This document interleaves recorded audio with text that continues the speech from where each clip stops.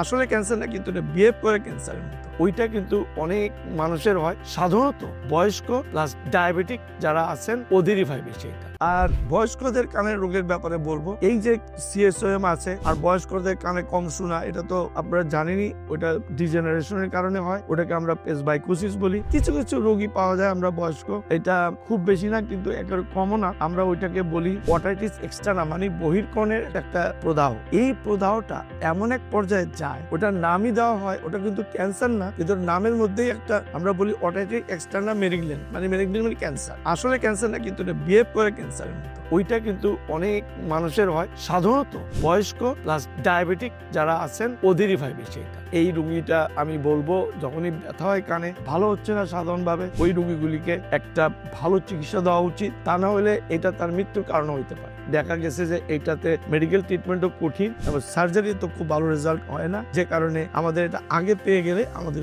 সুবিধা হয়। এবার আসলে আপনার নাক, সাধারণত নাকে, আমাদের নাকের পিছনে, আমাদের বাচ্চাদের ব্যাপারে তো মোটামুটি বললামই আমি, কিন্তু ইয়াং জেনারেশনের মধ্যে যে নাকের যে আমাদের একটা মাঝখানে যে একটা পার্টিশন থাকে, যেটাকে দুই নাককে ভাগ করছে, এই নাক সে কমপ্লেন করবে আমার নাক বন্ধ থাকে, আমি কমফোর্টেবল না, আমি নিঃশ্বাস করতে অনেক কষ্ট হয়, এইটা সাধারণত নাক বাঁকার কারণে হইতে পারে। এবং নাকের মধ্যে দেখবেন আপনারা দুই সাইডে দুইটা মাংস আছে, ওগুলির কাজ আছে, ওগুলি কিন্তু নর্মাল, কিন্তু এটা যদি বড় হয়ে যদি তার কষ্ট দেয়, নাক নিঃশ্বাসের কষ্ট দেয়, ওইটাকে আমরা ছোট করে এইভাবে একটা আমরা করতে পারি। ইয়াং জেনারেশনের মধ্যে এটা বেশি পাওয়া যায়, বয়স্কদের হয়, সাধারণত বয়স্করা যখন এতদিন কাটিয়ে যায় আমরা ওইটা নিয়ে কোনো চিন্তা করি না। কিন্তু ইয়াং জেনারেশনের অ্যাডোলেসেন্ট যেগুলি, এই নাকের পিছনে আরো কিছু রোগ হয়, আমরা বলি এনজিওফাইব্রোমা, এগুলি বেশি না কিন্তু হয় নাক বন্ধ থাকার কারণ। এবং আমাদের যেমন কিছু কিছু টিউমারও হইতে পারে, আমাদের কিছু কিছু নাকের ভিতরে হয়। আর বয়স্ক লোকদের যখনই দেখবেন যে নাক দিয়ে রক্ত পড়ার প্রবণতা আছে একটা, যখনই নাক দিয়ে রক্ত পড়বে, একটা বয়স্ক মানুষ